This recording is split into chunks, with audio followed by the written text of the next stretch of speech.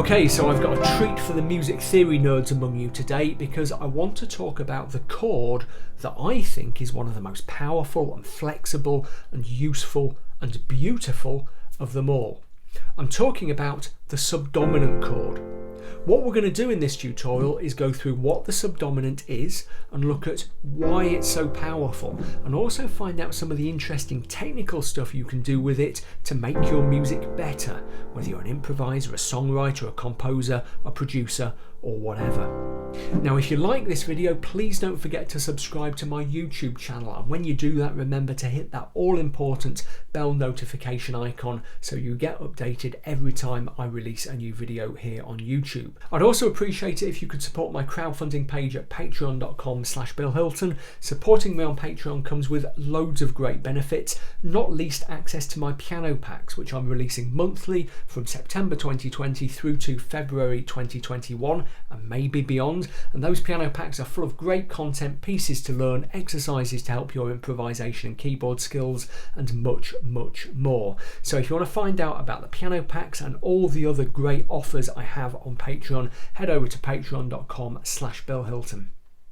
So first of all, let's work out what the subdominant chord actually is, in case you don't already know. It's important to grasp that I can't just sit down at the piano and play something called the subdominant chord, because it isn't one single chord. Lots of different chords can act as subdominants, but which one is the subdominant depends on the key you're playing in. So let's say we're in the key of C major. There's a scale of C major, the notes C, D, E, F, G, A, B and C. Now in any key, major or minor, the chord built on the first note of the key scale, the number 1 chord, is called the tonic chord, and it always has the same name as the key. So that's the chord of C in C major. Yeah, we also call that note the tonic note in C major, and the chord that goes on it is known as the tonic chord. The subdominant is the chord built on the subdominant note, which is the 4th note of the scale. 1, 2, 3, 4. That's F in C major. And it also works in minor keys. So if we were in A minor, there's a scale of A natural minor. The tonic chord is the one named after the key, A minor, built on the first note of the scale, and the subdominant is built on the 4th degree of the scale, 1, 2, 3, 4, D minor. We're mostly going to focus on major keys today, but it's worth knowing that the subdominant, the number 4 chord, in major keys is always major, and in minor keys it's always minor. There's one other important chord we need to think about for today's tutorial, and that's the dominant chord, and that's built on the next note up the scale from the subdominant, the 5th note of the scale. So let's go back to C major, 1, 2, 3, 4, 5.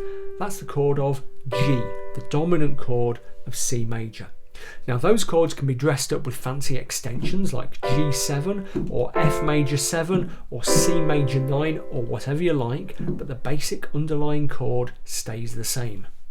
To understand the subdominant's power, we need to know a bit about the job it usually does in chord progressions, its function, to use the technical term. One way to think about a song or any piece of music that uses standard Western harmony is as a series of journeys out and back. We start at home, the tonic chord of the key we're in, the number 1 chord, and we travel outwards, and usually the furthest place we reach away from the tonic is the dominant chord, the number 5 chord, at which point we head back home again to the tonic. Or you can think of it as tension and release, out from the tonic, the number 1 chord, to the dominant, the 5 chord, the point of most tension, and back again. Can you hear how that dominant chord, G in the key of C major, actually I can play G7 there to make the tension even stronger, has a really strong pull back to the tonic chord. In music theory jargon, we say that the dominant resolves to the tonic. 5-1, dominant, tonic. It doesn't always do that, and it doesn't have to, but resolving to the tonic chord, or a chord that's like the tonic chord, is the main job of the dominant, its main function. So the function of the tonic is to feel like home, our start and end point, and the function of the dominant is to be our point of maximum tension, the furthest point out on our journey, and to give us that instability that takes us back to the stability of the tonic. Tonic, dominant, tonic, home, furthest point away from home, home again, tension, release, 5, 1. So where does our lovely subdominant chord fit into all that? Well, to put it simply, the subdominant's most important job is to be the journey between the two extreme points of tonic and dominant, 1 and 5. The most natural and the shortest harmonic journey is our simple tonic, dominant, tonic, 1, 5, 1. But the second most natural harmonic journey is from tonic to subdominant to dominant and back to tonic. 1, 4, 5, 1. The journey doesn't always go like that. Music would be pretty boring if it did, and the chords aren't always 1, 4 and 5 because other chords can do the same or similar jobs to the 1, 4 and 5 chords. So for example, we can say that the number 2 chord in a major key, D minor in the key of C major, although that isn't the subdominant chord, it has a subdominant function, yeah, because it can do the same job as the subdominant chord of leading to the dominant. So if you've come across the very common 2, 5, 1 progression, that's what's happening there. A subdominant type chord going to the dominant chord, going to the tonic chord. But let's put all of that stuff to one side because the subdominant chord itself is, if you like, the purest form of that subdominant function. It has that feeling of being out there on the journey.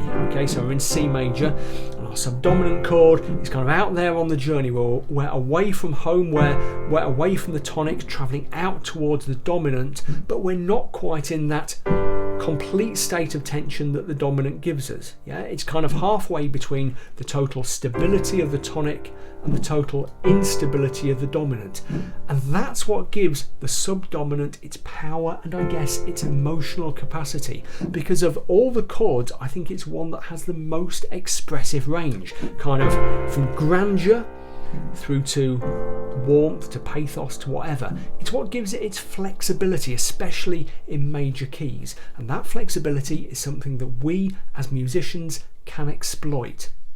Now in practical terms, we can do all kinds of things with a basic subdominant chord to make it more interesting.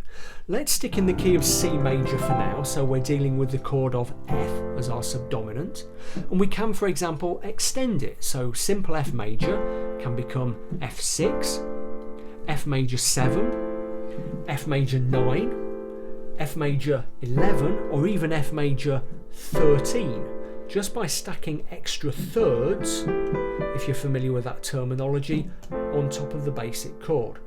And then we can do things like take that F major 13 chord and miss some of the notes out and play it in a different voicing to come up with something like this. That's a kind of classic jazz voicing of an F major 13 chord. And that looks pretty wacky, but it will still function as the subdominant chord in the key of C. If we're playing something more jazzy or bluesy, we can also add flat sevenths to create F7 and F9 and so on. And again, they will still function as the subdominant in the key of C. But what makes the subdominant most interesting is that it can also, by itself, resolve pretty effectively to the tonic. In other words, it can take on the job that's usually done by the dominant chord, and that's really useful to know if, for example, you're interested in songwriting or production. You don't always have to go 5-1 because 4-1 also works very well. That's actually what happens towards the end of a standard 12-bar blues progression, where you've got a little sequence that goes dominant, subdominant, tonic.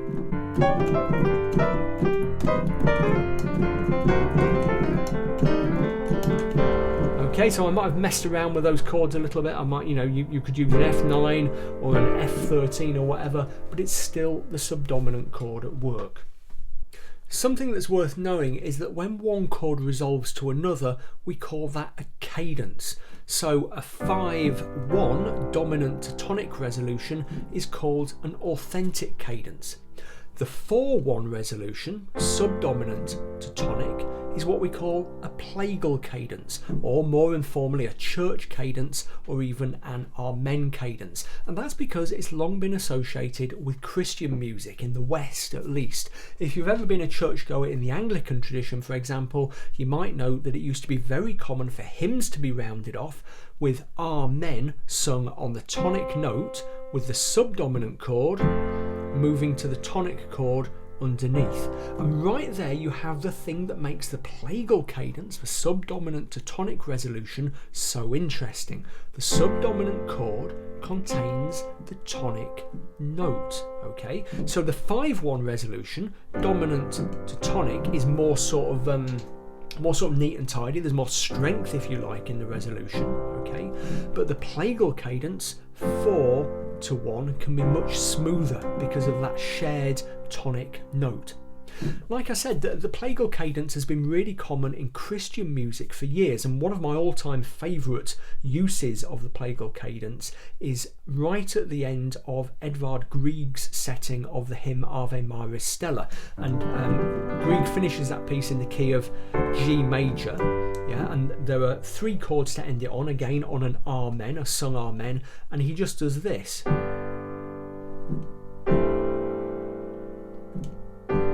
Okay, so it's going from a very straightforward G chord to what I guess is an inverted C6 chord, or maybe it's an A minor 7, it's hard to say, but it's definitely a subdominant sound, and then back to the G.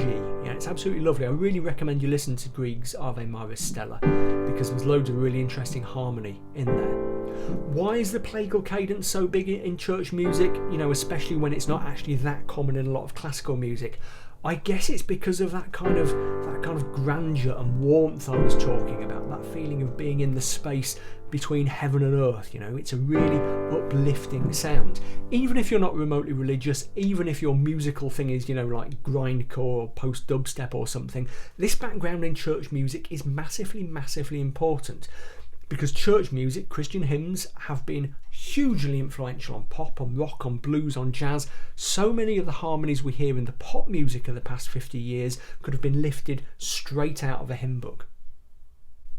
Now, one of the really interesting things we can do is actually make the subdominant even more like the dominant, to the point where the 2 chords begin to blur together. And the way we do that is by changing the bass note. Let's go back into the key of C major. Okay, so our subdominant chord is F. And let's play F in its root position in the right hand, with its root note and F in the bass in the left hand. Now, if we go straight from there to the tonic chord, to C, that's just a standard plagal cadence. But listen to what happens if we make the bass note under the F a G, the 5th degree of the scale in C major. Can you hear how that resolution is stronger? It's closer to being a dominant tonic resolution, yeah? Now from there we can create all kinds of effects by messing around with the chord shape we're using in the right hand, with what we call the upper structure of the chord. So for example, instead of using the basic F shape in the right, we could switch to using the other main subdominant type chord in C major, which is D minor, the number 2 chord of the key. And this works best if we use D minor 7, because that contains a C, the tonic note of the key. And remember, we said that a lot of the power of the plagal cadence comes from the fact that both chords contain the tonic note. So there we go, D minor 7 over G to C. Or we could do something completely different. We could take the F again, but make it F major 7 over G to C, or F6 over G. And they're all stronger resolutions and slightly richer resolutions than the standard plagal cadence. Something else we can do is start to use fairly subtle substitutions of the subdominant chord. So what I particularly like is to use the minor version of the subdominant chord. Yeah, that could be a fairly straightforward minor 4, F minor to C, to the tonic. But you can also do all the stuff with extensions and substituted bass notes that I just took you through. So F minor over G to C, F minor 6 over G to C, D minor 7 flat 5 over G to C, or even if you want to go really crazy, F minor major 7 really kind of lush there. They're all very cool sounds, very much worth playing around with. Finally, you can do an awful lot of interesting stuff with the subdominant chord by messing around with its voicing, the shape in which you're playing it. And again, the subdominant gives you more scope to do this, to make some really rich and interesting music than maybe any other chord. So for example, rather than having the subdominant over its own root, F over F in the key of C major, we can have it over the tonic note of the key, C in C major, which is at the top of the F chord in root position. And that gives us a nice pedal tone effect, a continuous bass note when we're switching from the tonic to the subdominant and back again. If you want to use the language of inversions, if you're familiar with that, then that is the subdominant chord in a second inversion voicing. That's the root position of the basic chord, first inversion, second inversion, with C as the lowest note, so we bring it down here, and that's a second inversion voicing. Something else we can do is put the subdominant over the 6th degree of the scale, the third note of the subdominant chord, which is A in the key of C major. And that gives us a kind of delicate, provisional, almost uncertain kind of sound. And you can really easily resolve that to the dominant, to G in C major, either by going down in the bass to the dominant's root, or by going up to its third. And I think that's a really lovely sound, yeah, really worth playing around with. And obviously on top of all that stuff about voicings and inversions, you can also deploy what we've learned about extensions and substitutions and such like. Okay, you can really do a tremendous amount with a subdominant and create some really amazing sounds. So that's it for another tutorial. Let me know how you get on and give me a shout if you have any questions. And like I said earlier, please do check out my Patreon crowdfunding page at patreon.com/Bill Hilton. The first of my new monthly piano packs is live as I speak, so head over to patreon.com/Bill Hilton right now to find out more and sign up if you like what you see. Don't forget also to subscribe to my channel if you haven't already. Follow me on Facebook, Twitter and Instagram. Links are in the description text below. And also check out my very popular books, including my bestseller, How to Really Play the Piano. Again, links are in the description text on the YouTube watch page right underneath this video if that's where you're watching. Happy piano playing, and I'll see you next time.